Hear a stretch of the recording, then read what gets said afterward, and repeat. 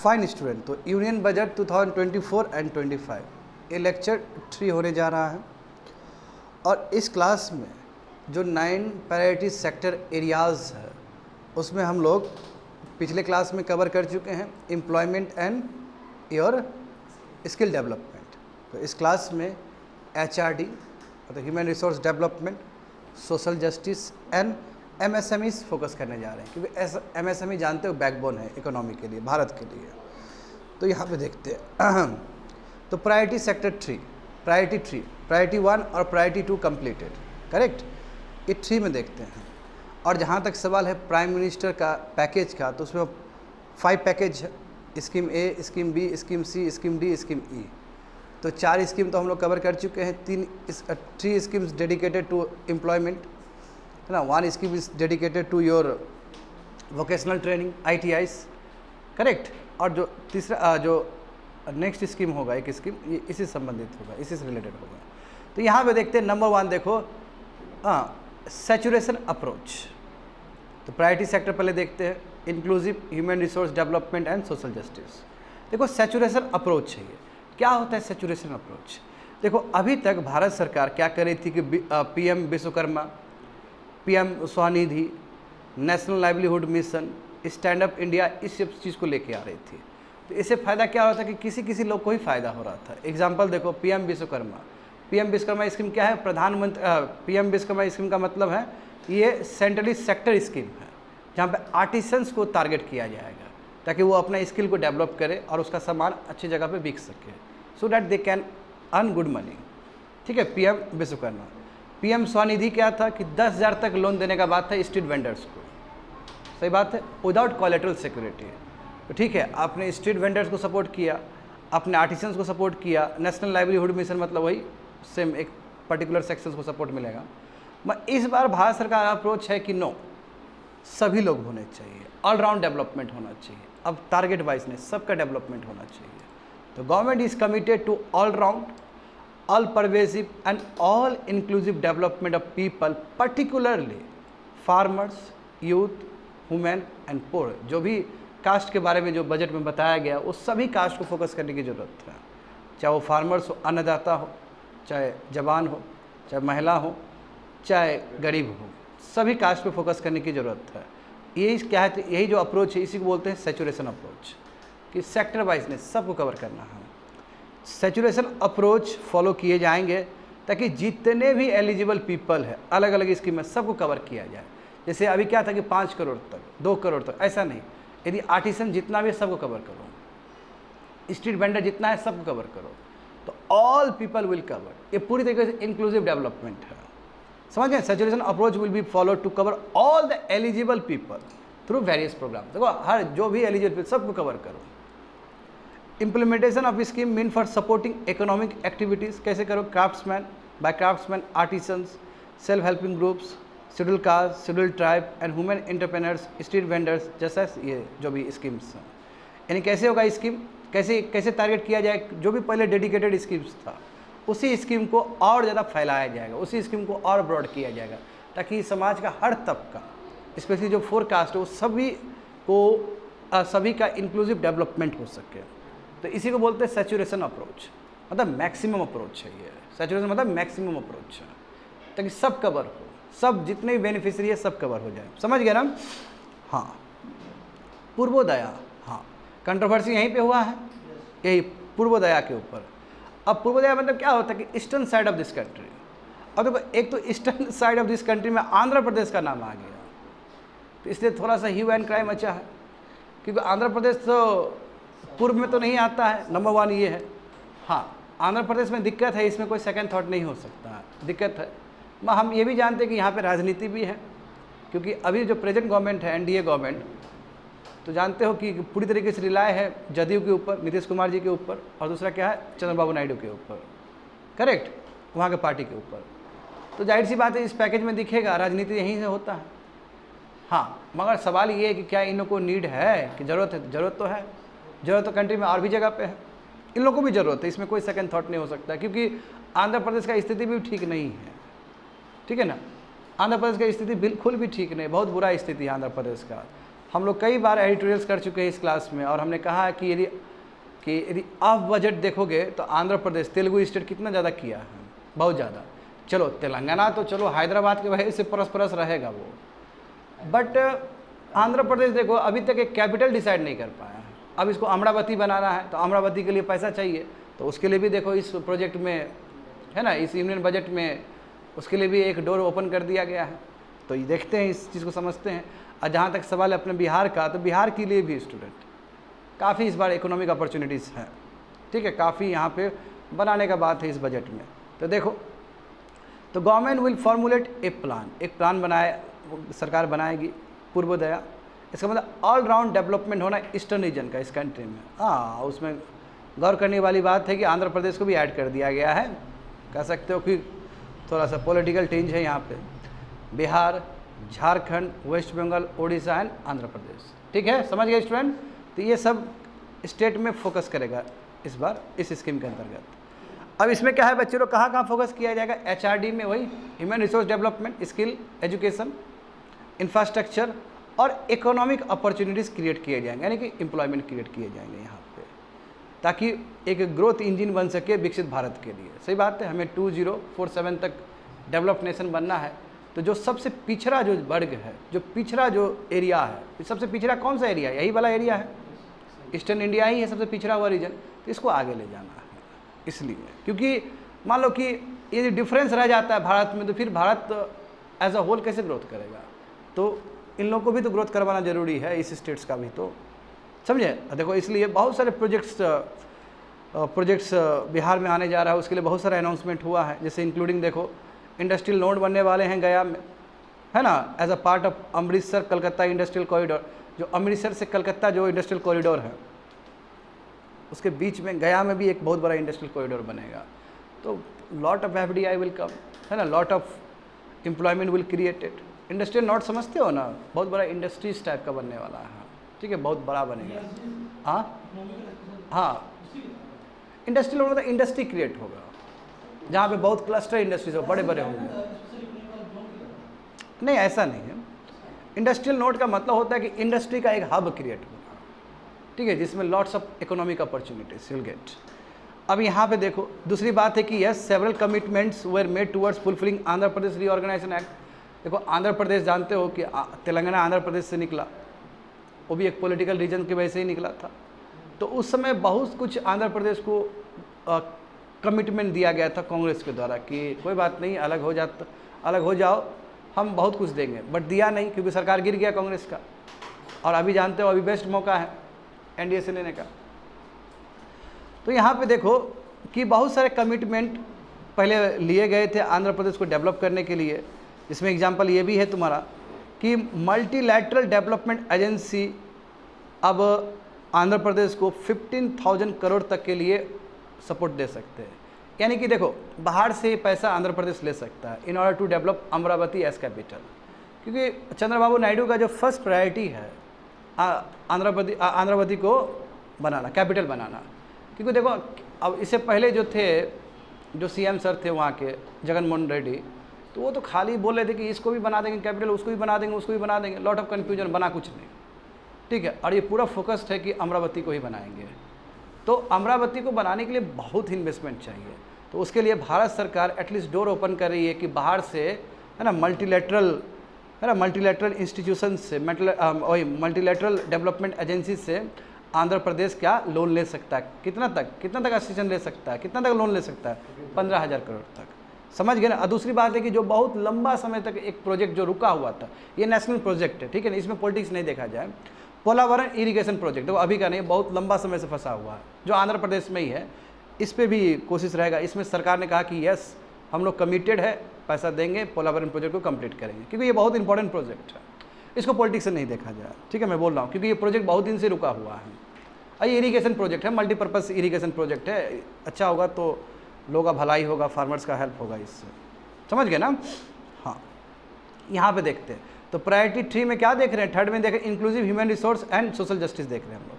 Third देखो, प्रधानमंत्री जनजाति उन्नत ग्राम अभियान, यानी कि जो शेड्यूल्ड ट्राइब्स है, ठीक है, शेड्यूल कास्ट सब है, उसको इसमें फोकस किया गया है, समझ गए ना। जनजाति का मतलब क्या हो? शेड्यूल्ड ट्राइब्स सब, समझ गए ना। हाँ, इसमें देखो सोशो इकोनॉमिक कंडीशन जो ट्राइबल कम्युनिटी उसको इम्प्रूव करने की बात है, इसलिए भारत सरकार एक नया स्कीम लॉन्च करने जा रही है, डैट इज़ प्रधानमंत्री जनजातीय उन्नत ग्राम अभियान। ठीक है, इसमें जितने भी हैं, मतलब ये भी सैचुरेशन अप्रोच ही रहेगा, यानी कि मैक्सिमम ट्राइबल्स को कवर किया जाएगा इसमें, समझे। ये सैचुरेशन कवरेज है, tribal families in tribal majority villages and aspirational district. जानते हो कि लगभग 100 के आसपास एस्पिरेशनल डिस्ट्रिक्ट्स हैं, है ना। तो जितने भी ट्राइबल्स हैं, जितने भी, जैसे एग्जांपल देखो हमारे कितने लगभग 63,000 विलेजेस में ट्राइबल्स लोग रहते हैं, मतलब अधिकतर ट्राइबल लोग रहते हैं। तो ऐसे विलेजेस को टारगेट करना, और इससे 5 करोड़ ट्राइबल पीपल को बेनिफिट होने जा रहा है इस स्कीम से। ठीक है, इतना ही नहीं, 3 करोड़ एडिशनल हाउसेस भी बनाया जाएगा प्रधानमंत्री आवास योजना के अंतर्गत, क्योंकि इंटरिम बजट में ये प्रॉमिस किया था सरकार ने, समझे ना। ऑलरेडी अभी 2 करोड़ बन चुका है ना, 2 करोड़ समथिंग कुछ बन चुका है, 2 या 3 करोड़ ऐसे कुछ बन चुका है। और सरकार ने कहा था कि यदि हम जीत के आते हैं, फिर पावर में आते हैं, तो 3 करोड़ एडिशनल हाउसेस बनाएंगे, जो कि इस बार भी रखा गया है इस बात को, समझे ना। तो 3 crore additional houses under Pradhan Mantri Awas Yojana in rural and urban areas in the country has been announced. ठीक है, और 100 से भी अधिक branches Indian post payment bank का खोला जाएगा, स्पेशली नॉर्थ ईस्ट रीजन में। तो नॉर्थ ईस्ट रीजन में खोला जाएगा, तो एक तो ट्राइबल्स को बेनिफिट होगा वहाँ पे, क्योंकि नॉर्थ ईस्ट में जानते हो अच्छा खासा कंसंट्रेटेड ऑफ ट्राइबल पीपल रहते हैं वहाँ पे। और दूसरी बात है फाइनेंशियल इंक्लूजन होगा इन लोग का, समझे। यही प्रधानमंत्री जनजातीय उन्नत ग्राम अभियान है। हाँ, वेरी वेरी इंपॉर्टेंट, इस पर भी भारत सरकार का बहुत ज़्यादा फोकस है। चलो, पूर्वोदय योजना जो था उसमें थोड़ा सा पॉलिटिक्स है ना, मैं यहाँ पे कोई पॉलिटिक्स नहीं है जी, ये पूरी तरह के एमएसएमई को सपोर्ट करने की बात है ना। आप देखो इस बार ना थोड़ा सा तुमको डिफरेंट नज़र आएगा, जैसे एम्प्लॉयमेंट इंसेंटिव के थ्रू क्रिएट किया जाएगा। क्रिटिक्स लोग अपना ही बोलते हैं, उनका अपना ही स्वर है। मैं ये देखोगे एमएसएमई के लिए ना तो अप्रोच डिफरेंट है। देखो अभी रिसेंट ईयर्स में 2-3 ईयर्स में एमएसएमई पे बहुत फोकस किया गया ना, ट्रेड्स, TREDS ट्रेड्स, या किसी तरह उसको पैसा मिल सके। तो दुनिया भर का कोविड के टाइम में भी कितना पैकेज दिया गया एमएसएमई को, करेक्ट। तो यहाँ पे एमएसएमई के ग्रोथ के लिए, एमएसएमई समझते हो ना, माइक्रो स्मॉल मीडियम इंटरप्राइजेस, और उसका भी क्लासिफिकेशन क्या है तो जानते हो, 1 करोड़ 5 करोड़ है ना, जो टर्नओवर है, जो इनकम है, उस हिसाब से होता है। चाहे वो सर्विस हो चाहे मैन्युफैक्चरिंग हो, दोनों के लिए बराबर कर दिया गया। पहले क्या था, 2005 के एमएसएमई के क्लासिफिकेशन में क्या था कि प्रोडक्शन के बेसिस पे था, वो अलग क्राइटेरिया था। अब क्या है, टर्नओवर सेम, दोनों को सेम रख दिया गया है। समझ गए स्टूडेंट। अब यहाँ पे देखो, समझो ये डिफरेंट है, ये बहुत ही डिफरेंट स्कीम है। तो नंबर 1 देखते हैं, CGS फॉर MSMEs। ये क्या, CGS का मतलब क्रेडिट गारंटी स्कीम। अब क्या होता है क्रेडिट गारंटी स्कीम का मतलब, देखो इसमें क्या है कि देखो MSME बहुत ही वल्नरेबल है, उसके पास पैसा का कमी है, और कभी बैंक जाता है वो, तो बैंक में चूंकि कोलेटरल सिक्योरिटी है नहीं इन लोग का, इसलिए पैसा में नहीं मिल पाता है, क्योंकि MSME को अपग्रेड करना होगा। सबसे बड़ी बात, MSME मतलब जो छोटे छोटे कॉटेज इंडस्ट्री सब होते हैं ना, छोटे छोटे सब, उसको बोलते हैं MSME, समझे। अब इसका उत्थान होना, इसका डेवलप होना बहुत ज़रूरी है कंट्री की GDP के लिए, कंट्री के इकोनॉमी के लिए। और सबसे बड़ा प्रॉब्लम क्या है कि ये लोग के पास इतना कोलेटरल नहीं है कि बैंक को दिखा कर पैसा ले सके, तो क्या करे, हालांकि मॉडर्न टूल्स चाहिए इसको भी। तो उसके लिए एक व्यवस्था बनाया गया कि जितने भी MSME हैं सबसे पैसा कुछ पुल किया जाएगा, क्रेडिट पुल किया जाएगा, और एक फ़ंड बनाया जाएगा, और वो जो फंड है कोलेटरल के रूप में काम करेगा। यहाँ पे सरकार केवल फैसिलिटेटर है, सरकार गारंटर नहीं है। अन्यथा हम लोग क्या देखते हैं कि सरकार खुद पीछे से बैकअप में आके बोलती है कि बैंक तुम पैसा दो, कोई बात नहीं है, डूब जाएगा तो हम दे देंगे। मैं इसमें ऐसा नहीं है, इसमें MSME सब लोग एक साथ आके कंट्रीब्यूट कर रहे हैं और एक फंड बन रहा है। हाँ, वही देखो लिखा गया ना, the scheme will operate on the pooling of credit risk of such MSME, समझे, MSME। हाँ, तो कहने का मतलब क्या कि सभी जितने भी MSME एक साथ आएंगे, पैसा पुल करेंगे, और वो जो फंड बनेगा वही एक तरह से गारंटर के रूप में काम करेगा, कोलेटरल के रूप में काम करेगा। ये अप्रोच डिफरेंट है, अभी तक MSME में इस तरह का अप्रोच नहीं था। ये बीच का सोल्यूशन है, क्योंकि सरकार कितना देगी। हाँ, दूसरा स्कीम देखोगे इसके बाद MSME का, उस स्कीम में सरकार एज अ गारंटर है, यहाँ पे सरकार केवल फैसिलिटेटर है। देखो यहाँ पे स्पेशली मैन्युफैक्चरिंग के लिए, क्योंकि देखो मैन्युफैक्चरिंग पे ज़्यादा फोकस रहेगा। MSME जानते हो मैन्युफैक्चरिंग भी हो सकता है, सर्विस भी हो सकता है।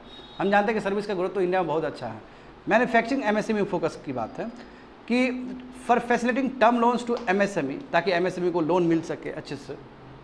ताकि वो अच्छा मशीन खरीद सके, अच्छा इक्विपमेंट खरीद सके बिना कोलेट्रल का। तो एक क्रेडिट गारंटी स्कीम इंट्रोड्यूस किया है, और ये जो स्कीम है इसमें सरकार पैसा नहीं दे रही, ये क्या है, पूलिंग ऑफ क्रेडिट का, एमएसएमई ही देगा पैसा, कंट्रीब्यूट करेगा इसमें। A separately constituted self financing guarantee fund will provide to each applicant guarantee cover up to ₹100 crore, यानी कि 100 करोड़ तक के लिए गारंटी है इसमें, और सबसे पूल किया जा रहा है। इसमें क्या होगा स्टूडेंट, द बोरोवर जो एमएसएमई होंगे will have to provide an upfront guarantee fee, कुछ पैसा देना पड़ेगा। जैसे मान लो क्या भरोसा कि एनपीएस हो जाएगा, फिर बैंक का टेंशन मतलब सरकार का टेंशन, समझ रहे हो ना। तो इसमें कुछ अपफ्रंट मनी दिया जाएगा इसी फंड से। यदि उसके पास पैसा नहीं है तो कोई बात नहीं, वहाँ से अपफ्रंट मनी दे देगा वो, बात समझे ना। तो कुछ अपफ्रंट मनी देगा, और उसका जो पैसा, बाकी जो पैसा है वो तुम्हारा एनुअल के रूप में देगा, मतलब साल 1 ईयर 2 ईयर ऐसे करके देगा। तो अपफ्रंट मनी दे के मतलब एक विश्वास जीतना कि चलो हमारे पास पैसा है, और वो पैसा आएगा कहाँ, विद दिस फंड। और कितना तक कवरेज होगा, 100 करोड़ तक कवर हो सकता है, 100 करोड़ तक आप लोन ले सकते हो। एमएसएमई में 100 करोड़ तक पैसा ले सकता है बैंक से। उसके लिए इस तरह का मैकेनिज्म बनाया, डेट कॉल्ड सीजीएस। और सीजीएस कोई सरकार का सपोर्ट नहीं है, सीजीएस में एमएसएमई खुद ही आ रहे हैं, उसी का जो क्रेडिट है उसी का अकुमुलेट करके उसमें रखा जा रहा है, उसमें अकाउंट में जमा किया जा रहा है, ताकि एमएसएमई अच्छे से पैसा ले सके बैंक से। समझ में आया ना ये चीज़। तो a separately constituted self financing guarantee fund will provide to each applicant guarantee cover up to ₹100 crore. The borrower will have to provide an upfront guarantee fee, क्योंकि डर है ना बैंक को कि एनपीएस हो सकता है, इसलिए अपफ्रंट मनी देना पड़ेगा वहाँ से, समझे। अब बाद में जो एनुअल गारंटी फी है वो तुम्हारा आराम से दिया जाएगा, ताकि लोन बैलेंस रिड्यूस होते चले, ठीक है। यानी कि बैंक को पैसा मिलना चाहिए, so that bank will get confidence कि ठीक है हमने सही किया, देगा पैसा।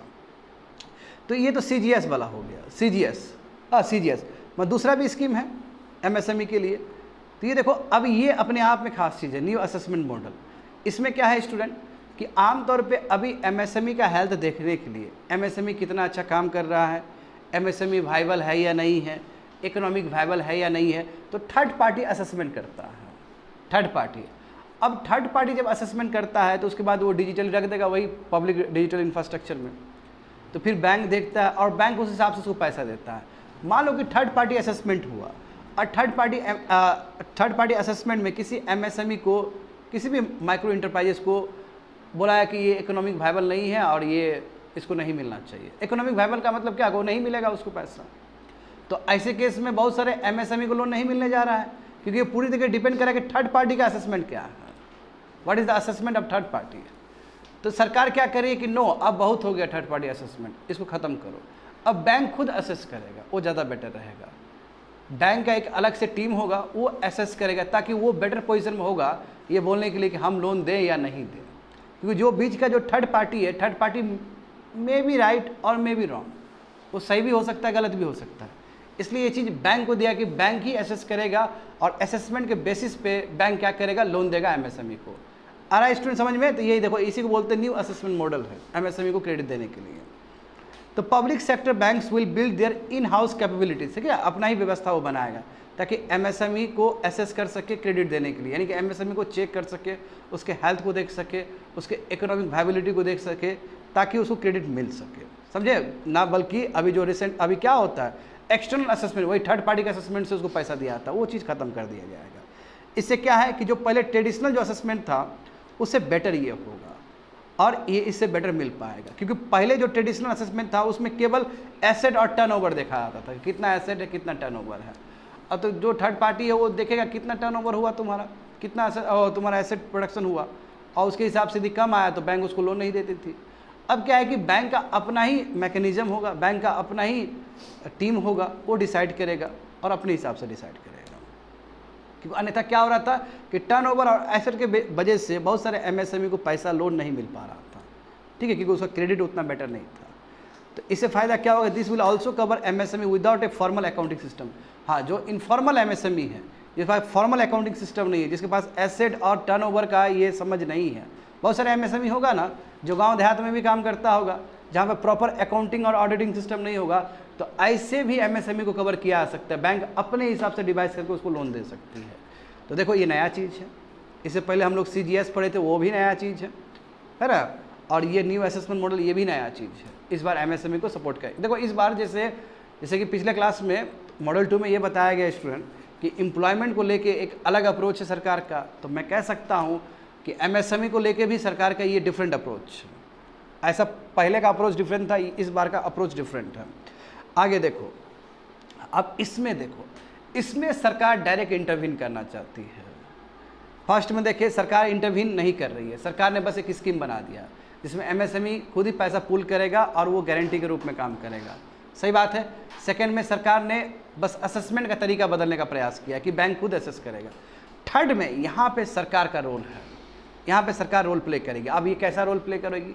देखो एग्जांपल समझो कि कोई भी MSME, कोई भी स्मॉल मीडियम इंटरप्राइजेस कोई भी है, वो गया लोन लेने के लिए बैंक से, और बैंक लोन दे दिया, लेट से 100 करोड़ रुपये दे दिया। NPS होने का भी चांस, मान लो कि 1 महीना नहीं दिया, 1 महीना के अंदर रिटर्न्स नहीं हुआ, तो तुम्हारा वही स्पेशल मेंशन अकाउंट जीरो हो गया। स्पेशल मेंशन अकाउंट वो जीरो हो जाता है। फिर नेक्स्ट मंथ नहीं दिया तो स्पेशल मेंशन अकाउंट 2 हो गया। फिर 3 मंथ नहीं दिया तो स्पेशल मेंशन अकाउंट 2 हो गया। तो 2 होने का मतलब NPS हो गया। 3 महीना तक यदि पैसा नहीं दिया जाए तो NPS हो गया। स्पेशल मेंशन अकाउंट जानते हो ना, 0, 1, 2। अब इसमें क्या किया जाएगा, जैसे ही स्पेशल मेंशन अकाउंट जीरो हुआ, इसका मतलब 1 मंथ हो गया पैसा नहीं दे पा रहा है MSME। उस तरह स्पेशल मेंशन अकाउंट यदि 1 हो गया, इसका मतलब 2 महीना हो गया पैसा नहीं दे पा रहा है। स्पेशल मेंशन अकाउंट यदि 2 हो गया, इसका मतलब 3 महीना हो गया पैसा नहीं दे रहा। तो ये जो स्ट्रेस पीरियड, इसको बोलते हैं स्ट्रेस पीरियड, कि ऐसा क्या स्थिति हुआ MSME का पैसा नहीं दे रहा है, तो ऐसे स्ट्रेस पीरियड में सरकार आएगी इंटरवीन करने के लिए, और सरकार कहेगी कि और लोन दो उसको, क्योंकि वो स्ट्रेस में आ गया है, उसको और लोन दो और उसको और वायबल बनाने की ज़रूरत है। तो एक्स्ट्रा जब लोन देगा बैंक, तो उस समय सरकार गारंटर बनेगी। तो इस बार सरकार का जो इंटरवेंशन है वो बहुत डिफरेंट है, इनिशियल स्टेज में नहीं है सरकार का। जब स्पेशल मेंशन अकाउंट जब 0, 1, 2 यानी कि NPS बनने की जर्नी में यदि कोई है MSME, समझ रहे हो ना, MSME जो भी लोन लिया वो यदि NPS बनने की जर्नी में, तो उस समय सरकार आ रही है इंटरवीन करने के लिए, और सरकार बोलेगी कि और एक्स्ट्रा पैसा दो, I will be the guarantor, यदि पैसा वापस नहीं आया तो मैं पे कर दूंगा। हाँ, तो ये डिफरेंट अप्रोच है सरकार का, it is a totally different approach. देखो यही चीज़ यहाँ पे लिखा गया है, a new mechanism for facilitating continuation of bank credit to MSME during their stress period has been announce. समझ गए ना, स्ट्रेस पीरियड का मतलब वही स्पेशल मेंशन अकाउंट 0, 1 और 2, 1 महीना, 2 महीना, 3 महीना, 3 महीना का उधर तो NPS पूरा हो जाएगा। तो ये स्ट्रेस पीरियड का मतलब क्या कि स्पेशल मेंशन अकाउंट 0 से लेकर 2 तक, first month, second month, third month तक, ये इस पीरियड तक। हाँ, while being in the special mention account SMA stage for region beyond their control, MSME need credit to continue their business and to avoid getting into NPA। सही बात है ना। यदि मान लो 1 मंथ वापस स्पेशल मेंशन अकाउंट 0 में पैसा नहीं दे पाया, ठीक है, 1 में भी नहीं दे पाया, इसका मतलब वो स्ट्रेस में है, तो कहीं ना कहीं उस समय राहत मिलना चाहिए, समझे, ताकि वो अपना, उसको राहत मिलेगा मतलब क्या, उसको क्रेडिट मिलना चाहिए, ताकि वो बिजनेस को और कैरी कर सके और जो पैसा पहले लिया है उसको लौटा सके। तो credit ability will be supported through the guarantee from A government promoted fund. Government promoted fund से पैसा जाएगा, ठीक है, सरकार खुद डायरेक्ट इंटरवीन कर रही है कि दो एक्स्ट्रा पैसा, I will give you, don't worry. यहाँ पे डायरेक्ट सरकार का इंटरवेंशन तुमको दिखेगा, समझ गए ना। हाँ, सेम पेज है स्टूडेंट। हाँ, चलो आगे बढ़ो। तो देखते हैं priority sector 4, manufacturing and services, ठीक है, वही देख रहे थे हम लोग MSME का। और भी देखो सिडबी जानते हो ना, रीफाइनेंसिंग इंस्टीट्यूशन है सिडबी। रीफाइनेंसिंग इंस्टीट्यूशन का मतलब क्या है कि वो डायरेक्ट पैसा नहीं देती है, दूसरे बैंक को देगी, दूसरा बैंक देगा। तो SIDBI will open new branches to expand your reach to serve all MSME cluster within 3 year and provide direct credit to them. देखो सिडबी भी अपना रीजनल ब्रांच को एक्सपांड करने जा रही है, समझे। 3 ईयर्स में कोशिश करें कि अधिक से अधिक जहाँ पे MSME क्लस्टर है, जहाँ पे MSME वाला जो कारखाना बहुत ज़्यादा है, तो आसपास कोशिश करें कि सिडबी भी क्या करे, वहाँ पे ब्रांच खोले ताकि डायरेक्ट पैसा मिल सके MSME को। Number 1, with the opening of 24 such branches this year, इस साल कितना खुलने जा रहा है, 24 इस तरह का सिडबी का ब्रांचेस खुलने जा रहा है। इससे बहुत फ़ायदा होने जा रहा है स्टूडेंट।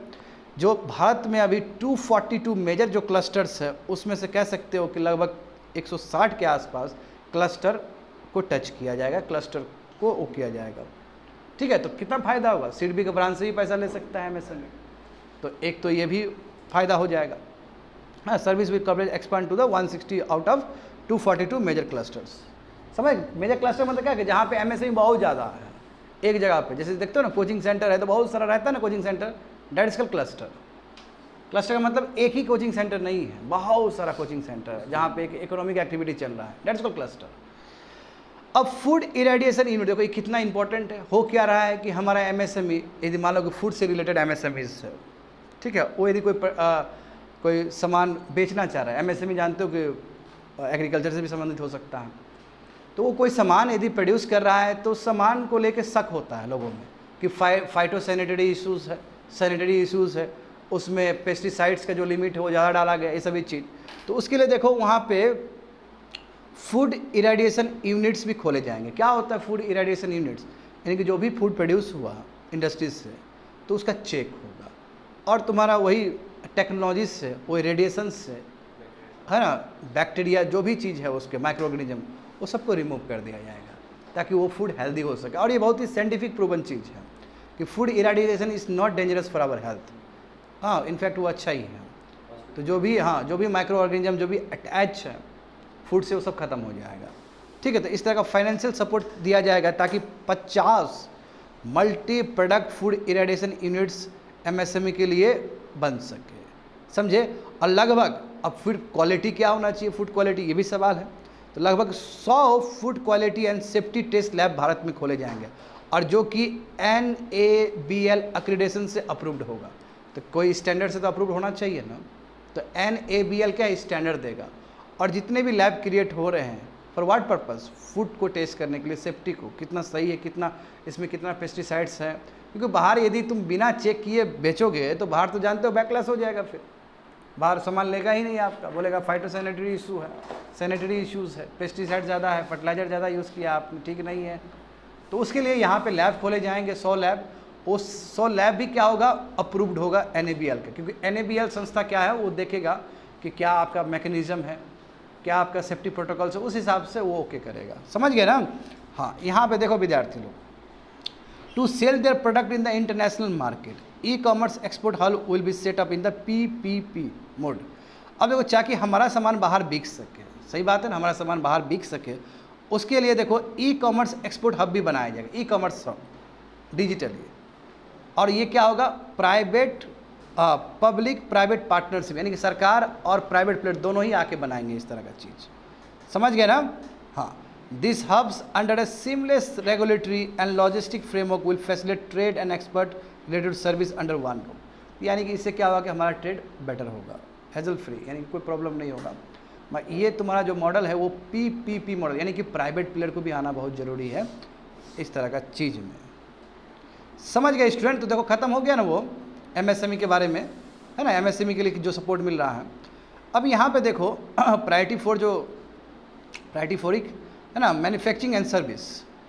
अब मैन्युफैक्चरिंग और सर्विस के लिए भारत सरकार ने क्या काम किया, बिल्कुल उसमें MSME भी आएगा जो बात है। इंटर्नशिप इन टॉप कंपनी, देखो वोकेशनल ट्रेनिंग तो हम लोग कर चुके हैं। प्रधानमंत्री का जो 5 पैकेज, 3 पैकेज तो जानते हो तुम लोग, 3 पैकेज क्या एम्प्लॉयमेंट से रिलेटेड है, एक पैकेज आपका है ना उसके स्किल से रिलेटेड है, और ये देखो ये भी बिल्कुल कह सकते हो ये इंटर्नशिप से रिलेटेड है। स्किल का मतलब वोकेशनल ट्रेनिंग से, ये इंटर्नशिप है। इंटर्नशिप जानते हो ना कि जो मान लो कि कोई विद्यार्थी है वो गया किसी कंपनी में, रियल कंपनी में काम करने के लिए, वहाँ एक्सपीरियंस लेगा, जैसे वो काम करेगा, इंटर्नशिप कंप्लीट करेगा, फिर अपना कॉलेज में आएगा, कॉलेज खत्म हो गया, ही विल गेट जॉब, क्योंकि उसको एक्सपीरियंस हो गया। तो देखो जो 5th स्कीम है प्रधानमंत्री के पैकेज के अंदर, तो उसमें इसको यदि ब्रॉड कर दिया जाए तो इसका मतलब क्या है कि इंटर्नशिप अपॉर्चुनिटी दिया जाएगा विद्यार्थी लोग को 500 बेस्ट कंपनीज़ में, समझे। और 5 साल तक लगभग कह सकते हो कि 1 करोड़ युवा को इस तरह का मौका मिलने जा रहा है। तो 1 करोड़ डिवाइडेड बाई 5 कर दो, पता चल जाएगा तुमको कितना हुआ, 20 लाख। तो प्रत्येक साल 20 लाख जो युवा है भारत के, जो यूथ है, जो अभी पढ़ रहे हैं, पढ़ाई कर रहे हैं, उनको टॉप कंपनीज़ में इंटर्नशिप करने का मौका मिलेगा। ठीक है, देखो 12 मंथ तक, ठीक है, मैक्सिमम 12 मंथ तक उसको एक्सपोजर मिलेगा, तो वो वहाँ पे जाके वहाँ का इन्वायरमेंट देख सकता है। ठीक है, सही बात है ना, कि जैसे सिविल इंजीनियर स्टूडेंट है वो जाके से LNT में चला जाएगा, कोई तरह बाकी सेक्टर का है तो उस तरह का कंपनी है तो वहाँ पे चला जाएगा, बहुत फ़ायदा होगा इससे। और देखो इतना ही नहीं, सरकार हेल्प कर रही है उस समय। इंटर्नशिप अलाउंस 5,000 रुपया दिया जाएगा पर मंथ। जब इंटर्नशिप कर रहा होगा कोई विद्यार्थी तो 5,000 पर मिलता है, इंटर्नशिप में मिलता है पैसा, 5,000 रुपये दिया जाएगा। साथ साथ वन टाइम तुम्हारा 6,000 भी दिया जाएगा, यानी कि फर्स्ट तो 6,000 सबको मिलेगा और फिर पर मंथ 5,000 भी मिलेगा। अच्छा पहले ना इसे क्या कि स्किल भी डेवलप हो रहा है, प्लस टेंशन नहीं कि पैसा कहाँ से लाएंगे खाने के लिए, तो वो भी आपको दिया जा रहा है। शुरू में आपको 6,000 दिया गया है, तो चलो आप पहली बार आए थे तो थोड़ा पैसा ज़्यादा चाहिए हो कहीं पे भी सेटल होने के लिए, सही बात है ना। तो 6,000 भी मिला आपको और पर मंथ आपको 5,000 भी मिलेगा, ठीक है, 12 मंथ तक। हाँ, companies will be expected to bear the training cost. जो भी ट्रेनिंग होगा वो कंपनी देगा, कंपनी अपना कॉस्ट देगा, सही बात है, उतना कंपनी को करना पड़ेगा। And 10% of the internship cost from their CSR fund. अब देखो भाई, चलो जैसे 5 मंथ सरकार बोली है कि 1 मंथ में 5,000 देगी, तो एक साल में कितना हो गया 60,000।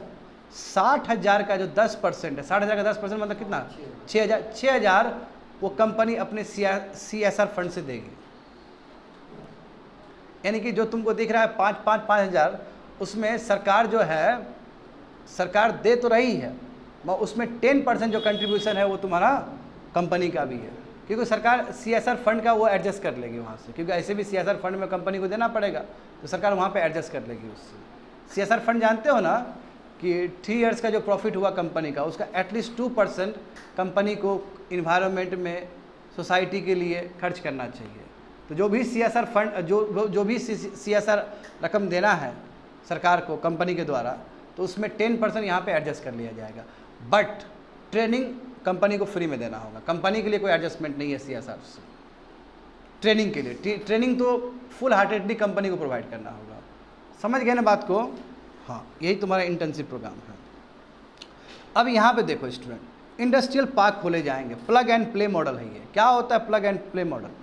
यानी कि सब कुछ बना हुआ है। एक इंडस्ट्रियल नोड बना बहुत बड़ा, देखो जैसे एग्जांपल यहाँ पे देख सकते हो पिक्चर में, इंडस्ट्रियल पार्क बना और सब कुछ पहले से इंफ्रास्ट्रक्चर सब कुछ है, यानी कि सैनिटेशन है वहाँ पे, इलेक्ट्रिसिटी है, सब कुछ है, बस प्राइवेट प्लेयर को आना है और रन करना है।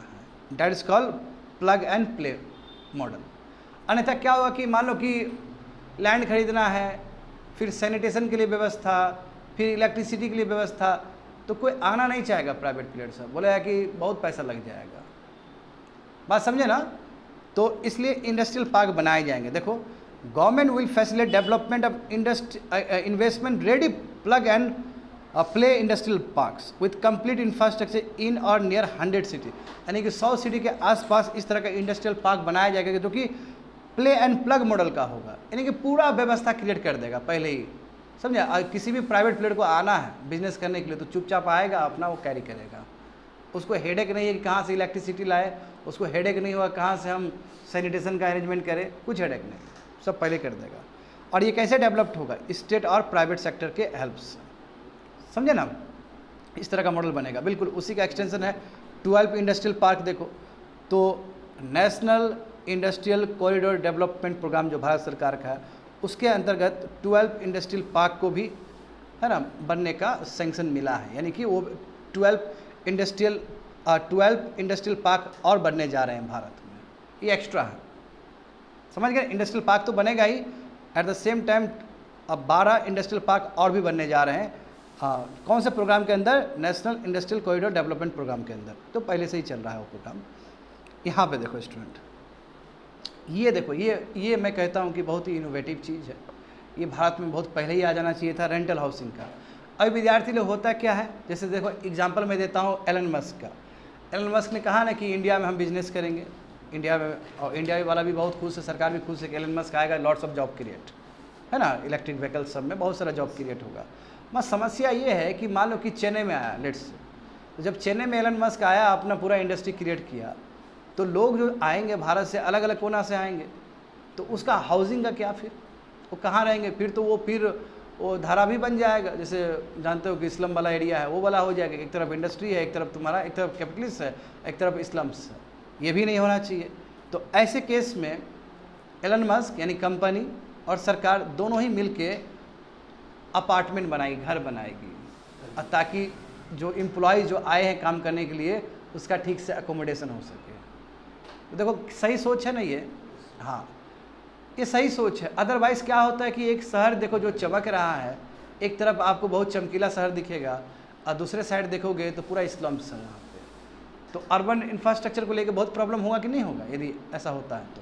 बट यदि रेंटल हाउसिंग पे फोकस किया जाए तो ये बेटर सोल्यूशन हो सकता है। यहाँ पे देखो तो rental housing with dormitory type accommodation for industrial workers will be facilitated in PPP, देख रहे हो ना, पब्लिक प्राइवेट मॉडल पे होगा। और भी वायबिलिटी गैप फंडिंग सपोर्ट भी दिया जाएगा, यानी कि मान लो पैसा तो जानते प्राइवेट प्लेयर तो आना नहीं चाहेगा क्योंकि बहुत पैसा लगेगा इसको क्रिएट करने में, तो उस समय प्रोजेक्ट को वाइबल बनाना। जैसे होता क्या है देखो स्टूडेंट कि ठीक है एम्प्लॉयज़ आया काम करने के लिए, आसपास जाएगा वो खोजने के लिए, घर खोजने के लिए 10,000 15,000 और उसका कमाई 20,000 है, और वो यदि 10-15 हज़ार में रहे तो कैसे सर्वाइव कर पाएगा, ये सवाल।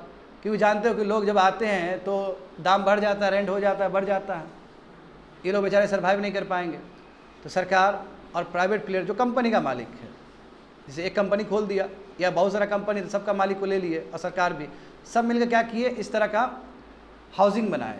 और ये भी हो सकता है कि प्राइवेट प्लेयर बोले कि ये प्रोजेक्ट तो बना देंगे मगर ये फाइनेंशियल वाइबल नहीं है, हमको तो बहुत नुकसान है, तो उस समय सरकार वाइबिलिटी गैप फंडिंग देने के लिए भी तैयार है। क्योंकि सरकार चाहेगी ये बात कि कम से कम ये लोग का जो अकोमोडेशन हो वो सस्ता में हो, अच्छा घर भी मिले, इलेक्ट्रिसिटी हो, है ना, बिजली हो, सब कुछ हो उसके अंदर, बिजली हो, सैनिटेशन हो, पानी हो, सब कुछ हो, मगर दाम कम हो और बेटर लिविंग स्टैंडर्ड हो वहाँ पे। तो इसलिए यदि उस प्रोजेक्ट में कोई गैप है, यानी कि फंड नहीं है, यानी कि वायबिलिटी नहीं है उस प्रोजेक्ट का, तो उस समय सरकार सब्सिडी देने के लिए तैयार है in the form of viability gap funding. समझ में आ गया ना? हाँ, वही एंकर इंडस्ट्री से काम करवाएगा। एंकर इंडस्ट्री मतलब वही जो आके वहाँ पे क्रिएट करना चाहता है, तो उसको ही पब्लिक प्राइवेट पार्टनरशिप में लिया जाएगा। प्राइवेट मतलब वही एंकर इंडस्ट्री से ही हुआ। समझ में आ रहा है ना? शिपिंग इंडस्ट्री देखो, शिपिंग इंडस्ट्री भी कितना इंपॉर्टेंट है। देखो ownership, leasing and flagging reforms will be implemented to improve the share of Indian shipping industry and generate more employment। तो अब ज़्यादा आसान कर दिया जाएगा शिपिंग इंडस्ट्री के आसपास। शिपिंग देखो दिक्कत क्या है कि इंडिया में शिपिंग इंडस्ट्रीज को लेकर बहुत प्रोजेक्ट आया है ना, जो तुम लोग बोल रहे हो यहाँ पे स्पेशल इकोनॉमिक जोन में भी शिपिंग इंडस्ट्री का बात था, और उसको सागरमाला प्रोजेक्ट देखो। मैं जिस हिसाब से इंडियन गवर्नमेंट ने सोचा था कि शिपिंग इंडस्ट्री को बढ़ाना, उस हिसाब से नहीं बना तो दिया बड़ा बड़ा टर्मिनल, वहाँ पे कार्गो ही नहीं है। जिस हिसाब से शिपिंग लेड इंडस्ट्री डेवलप होना चाहिए उस हिसाब से नहीं हो पाया अभी तक। तो कोशिश यही कि ओनरशिप आसानी से हो जाए, है ना, लीजिंग आराम से हो जाए, तो इसमें भी रिफॉर्म्स लाने के बाद ताकि अधिक से अधिक एम्प्लॉयमेंट क्रिएट हो सके शिपिंग इंडस्ट्री में भी। समझ गए ना स्टूडेंट? आगे देखो, हाँ very very important, critical mineral missions, ये कितना इंपॉर्टेंट है। जानते हो कि 1-1.5 साल पहले ही लिथियम रिजर्व्स पाया गया Reasi district of Jammu and Kashmir. Reasi district है ना तुम्हारा वहाँ पे। बस सबसे बड़ी बात है कि क्या जो मिनरल्स मिला है क्या वो पर्याप्त है, उसके लिए टेक्नोलॉजी भी तो होना चाहिए एक्सट्रैक्ट करने के लिए। तो जो लाइक माइंडेड कंट्री, जैसे देखो DRC में वही है डेमोक्रेटिक रिपब्लिक ऑफ कॉन्गो, दुनिया का 60% से ज़्यादा वहाँ पे कोबाल्ट डिपॉजिट है। तो हमारा जो भारत सरकार का एक कंपनी है जिसको कहते हैं भारतीय खनिज निगम लिमिटेड, यस, तो वहाँ पे वो जुड़ा हुआ है ताकि वहाँ से सीखेगा, वो सीखेगा कि कैसे एक्सट्रैक्ट किया जाए, क्या तरीका होना चाहिए। तो बिल्कुल कोलैबोरेशन करने की ज़रूरत है, ताकि क्योंकि देखो ये जो समय है वो क्रिटिकल मिनरल का ही समय है। जिस कंट्री के पास क्रिटिकल मिनरल्स बहुत ज़्यादा है वो कंट्री आगे निकलेगा, जो बात है, समझ रहे हो ना? देखो इसी के लिए देखो क्रिटिकल मिनरल मिशंस आया है।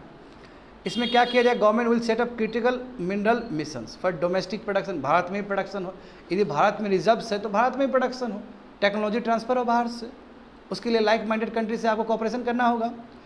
क्रिटिकल मिनरल्स का रिसाइकलिंग भी हो। देखो अब क्या होता है, अभी लैपटॉप मोबाइल फ़ोन हम लोग फेंक देते हैं और उसमें कितना इंपॉर्टेंट कंपोनेंट्स है क्रिटिकल मिनरल्स, उसका रिसाइकल, सर्कुलर इकोनॉमी है उसका, समझे।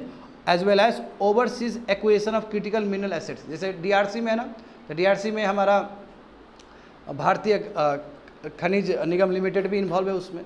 तो बाहर जो बेस्ट जगह है जहाँ पे क्रिटिकल मिनरल्स, तो वहाँ पे भी इन्वॉल्व होना ज़रूरी है, अदरवाइज़ फिर कंट्री आगे नहीं बढ़ पाएगा क्रिटिकल मिनरल्स के बिना। तो इसलिए ये सब चीज़ चाहिए हमें। दूसरी बात है कि यस, टेक्नोलॉजी डेवलपमेंट होना चाहिए, स्किल डेवलपमेंट होना चाहिए वर्कफोर्स का, and yes producer responsibility framework होना चाहिए। क्या होता है प्रोड्यूसर रिस्पॉन्सिबिलिटी फ्रेमवर्क? मान लो कोई इलेक्ट्रॉनिक्स इंडस्ट्री है, वो जो प्रोड्यूस कर रहा है कुछ भी चीज़, तो उसका ही जिम्मेदारी होगा कि जो भी वेस्ट है उसको रिसाइकल करे। जैसे प्लास्टिक इंडस्ट्री के लिए किया गया ना प्रोड्यूसर एक्सटेंडेड रिस्पॉन्सिबिलिटी, कि जो इंडस्ट्री प्लास्टिक सब बनाता है तो उसी का ड्यूटी है कि वो रिकलेक्ट करके फिर से रिसाइकल करे। तो ये चीज़ तुम्हारा इसमें भी होगा, क्रिटिकल मिनरल इंडस्ट्रीज हब में भी होगा। समझ गए ना? हाँ, ऑफशोर माइनिंग ऑफ मिनरल्स। देखो इंडिया में ऑफशोर का भी तो बहुत ब्राइट चांस है। ऑफशोर में कितना डिपॉजिट होगा मिनरल्स, तो उसके लिए स्कीम लाया गया। तो government will launch the auction of the first trench of offshore block for mining building on the exploration already carried out. जहाँ पे ऑफशोर एरिया में जो एक्सप्लोरेशन हो रहा है उसके लिए भारत सरकार ऑक्शन लेके आने वाली है। ऑक्शन मतलब क्या, कि बोली लगाएगी और जो भी प्राइवेट प्लेयर को खरीदना है वो खरीद लेगा और अपना टेक्नोलॉजी से वो चीज़ को निकालेगा। देश को भी फायदा है, रेवेन्यू भी मिलेगा और देश को बेनिफिट ही होगा उससे। समझ रहे हो ना बात को? तो गवर्नमेंट क्या कर रही है कि ऑक्शन व्यवस्था लेके आ रही है जितने भी ऑफशोर ब्लॉक है माइनिंग के लिए, उसके लिए। आगे देखो स्टूडेंट, लास्ट वन।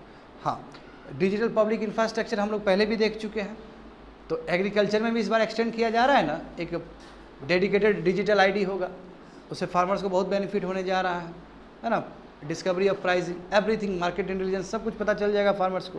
तो ऑन सिमिलर वे केवल फार्मर तक ही बात नहीं है स्टूडेंट, है ना। वही क्रेडिट, एमएसएमई क्रेडिट के लिए भी सही रहेगा ये डिजिटल पब्लिक इंफ्रास्ट्रक्चर।